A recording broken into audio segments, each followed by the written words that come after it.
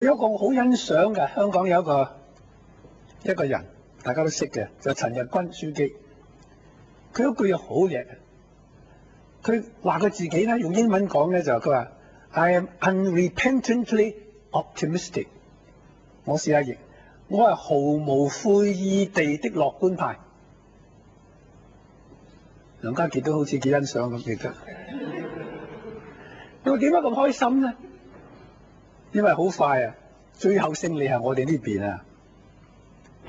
其實冇咗呢個日落嘅條文咧，呢個惡法咧都會打完嘅。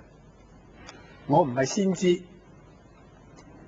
只不過咧我知道今日咧長毛又做咗個好事啦，又做咗件好事啦。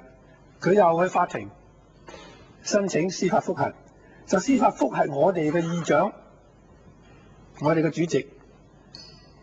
係因為呢，佢作出幾個決定咧，佢係否定咗咧我哋幾位議員涂謹申啊、吳靄儀哋提出嘅修改，就因為咧係違背咗我哋自己嘅常規。其中一條咧就係話咧，如果係有關係財政嘅嘢咧，我哋嘅修改嘅方案咧都要得到特首嘅批准嘅咁。其實呢條係我哋自己做出嚟嘅。基本法74條咧就咁講嘅。佢就話咧有3樣草案咧，我哋唔提得嘅，就係涉及公共開支或者政治體制或者政府運作，我哋唔提得。政府嘅解釋咧，其實喺我哋做過㗎啦。我見過呢個咁嘅講法㗎啦，就係馮懷健嘅。佢就話如果呢一類嘅草案咧，就算我哋提出修改咧，都要行政長官書面同意嘅。嗱，呢一點我哋完全唔接受嘅。不過嗰陣時咧，係講錢銀嗰方面咧，立法會議員就自動約束，就話講到錢銀嗰方面咧，不如唔好啦，就係要政府即係特首批准先啦，咁係咁嘅。咁而家長毛咧就話唔係喎，喂，佢話點解我唔提得呢一個我哋咁嘅自動約束自己呢個例咧？呢個咁嘅就唔啱嘅，係違反基本法嘅。咁咧就法庭咧就今朝已經批准咗呢個司法覆核嘅申請啦。照我睇咧，係應該贏嘅，打落去。咁但所以咧，我就覺得咧，最後嘅勝利咧，都係屬於我哋呢班反對派嘅，就唔係因為我哋呢度係說服咗啲保皇黨呢樣嘢咧，就算係我咁樂觀嘅咧，都未曾發夢都未人咁發過。而不過咧，即係石堅咧，終須係要衰嘅，因為惡法咧，終須都要跟埋石堅一樣咁咧，係冇一個好嘅下場嘅。咁所以咧，我係好有信心咧，呢仗未完嘅，呢個只係一個開始。不過我擔心嘅咧，就呢個係一個大嘅政治危機嘅第一日。大家可以諗一諗，如果真係去到終審庭，都係話呢個我哋今日通過呢個法例一定通過嘅，係違憲嘅。咁點樣咧？會唔會人大釋法咧？會唔會釋法到話以後立法會嘅議員如果提出修改呢一類嘅政府提嘅草案咧，都要特首書面批准咧？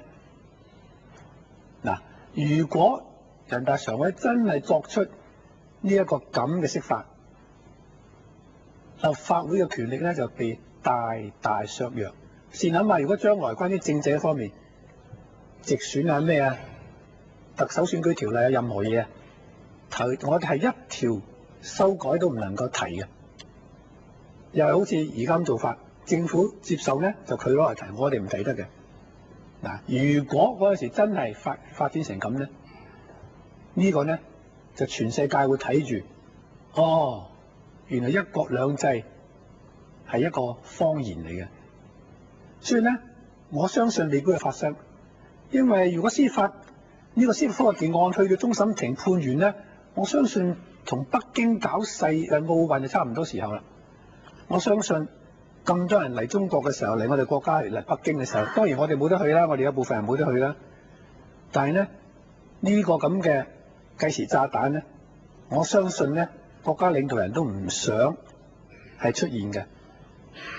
咁所以咧，我仍然係樂觀。我覺得應該做嘅就應該就要做。長毛你唔需要，我未見過你咁台喪嘅，又話自己對唔住對唔住，使乜對唔住啫？你做嘅嘢係啱嘅。我哋反而有時民主派咧，其實老實講係太過斯文啊！我哋做嘅嘢，即係喺一個咁不公平嘅遊戲規則下咧，我哋係一路幾咁多年嚟咧，都同政府繼續玩呢個遊戲，繼續遵守呢個遊戲規則。